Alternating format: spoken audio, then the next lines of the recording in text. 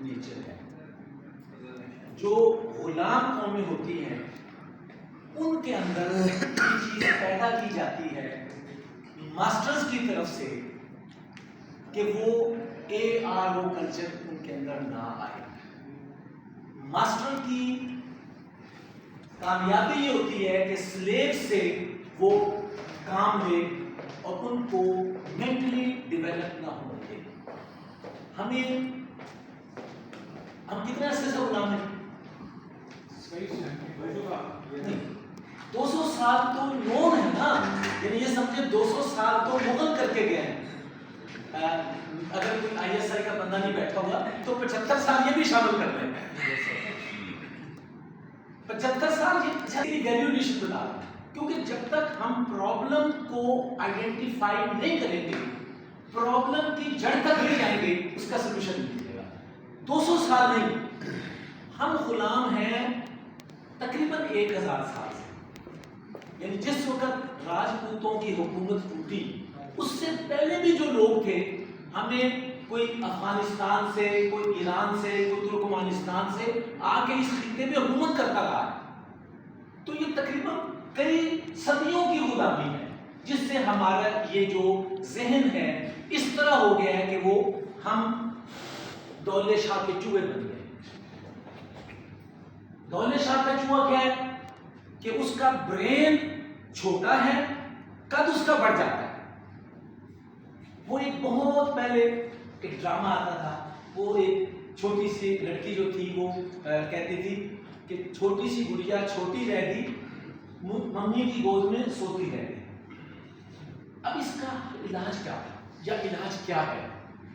اس کا علاج یہ غلامی کیا کریٹ کرتی ہے؟ جہالت.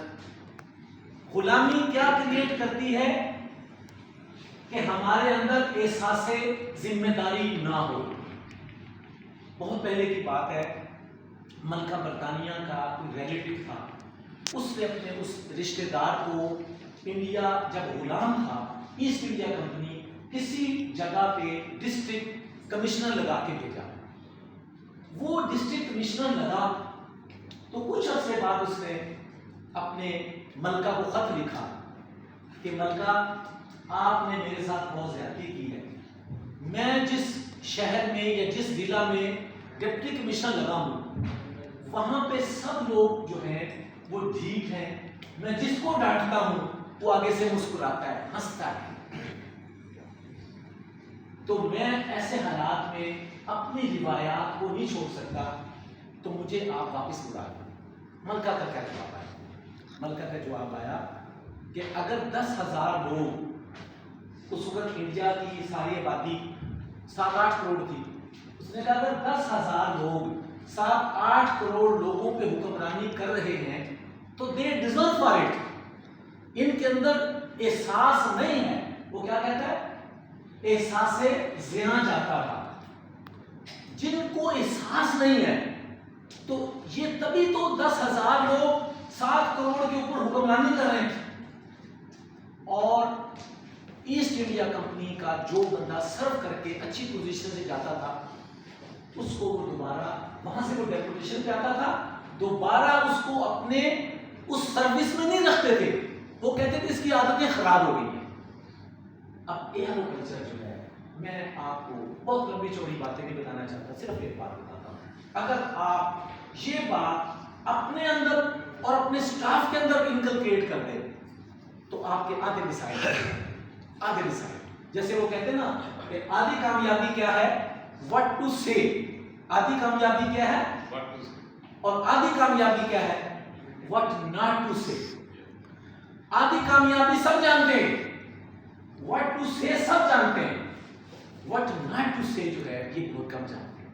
اسی طریقے سے میں آپ کو ایک چیز اگر آپ بتاؤں جو اگر آپ اپنے سٹاف میں HR کے اوپر ذمہ داری زیادہ ہے، باقی بھی ڈپارٹمنٹس اپنے امپلائیز کو بتائیں، وہ یہ کہ جب کسی بندے کو بھرتی کریں یا جب آپ کے نیچے کو بندہ آئے گا اب یہاں سے جا کے کہیں، ان کو احساس دلائیں کہ جب غلطی ہو جائے سب سے پہلے سوری کریں. کیا کریں؟ آپ کسی بندے کو جب کہیں گے نا تم نے یہ غلطی کی، تو سب سے پہلے کیا کرے گا؟ وہ کیا کرے گا؟ وہ لاجک دے گا، وہ اپنے ایکشن کو جسٹیفائی کرے گا، سوری نہیں کرے گا، وہ جسٹیفائی کرے گا، آرگومنٹ کرے گا آپ کے ساتھ۔ مثال کے طور پہ آپ کہتے ہیں تم لیٹ کیوں آئے ہو، وہ کیا کہے گا؟ میری موٹر سائیکل خراب ہو گئی تھی، وہ کہے گا میں صبح لیٹ اٹھا، وہ ایکسکیوزز دے گا۔ میں باٹا میں تھا، ہمارا ایک گورا تھا، وہ کہتا تھا Pakistani have encyclopedia of excuses, encyclopedia of excuses. کام نہ کرنے کے اس قوم کے پاس بے شمار ایکسکیوزز ہیں۔ کیا وجہ ہے؟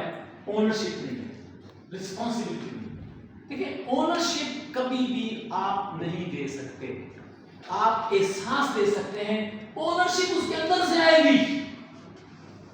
اونرشپ کوئی کیپسول کا نام نہیں ہے، رسپانسبلٹی کسی گلوکوز کا نام نہیں ہے کہ آپ اس کو وہ گلوکوز لگائیں گے تو وہ کل سے رسپانسبل ہو جائے گا، یا آپ اس کو کوئی کیپسول دیں گے وہ اونرشپ لے لے گا۔ یہ کلچر کریٹ کرنے کے لیے میں نے آپ کو صرف ایک عرض کی ہے، اور یہ میری 39 ایئرز پروفیشنل ایئرز اور میرے ایکسپیرینس کا نچوڑ ہے۔ 39 سالہ میں نے الحمدللہ 1984